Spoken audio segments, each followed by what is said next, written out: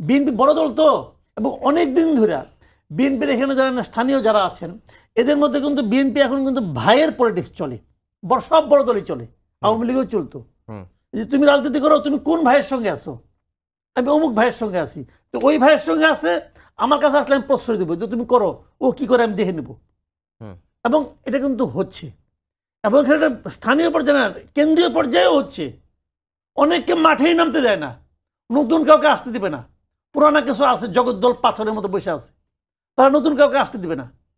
তারেক রহমান নিজেও ট্রাই করে অনেক সময় ব্যর্থ হয়েছেন, এরকম খবর আমরা জানি, আপনারাও জানেন, সাংবাদিকতা করেন, আপনারা জানেন না তা কিন্তু না।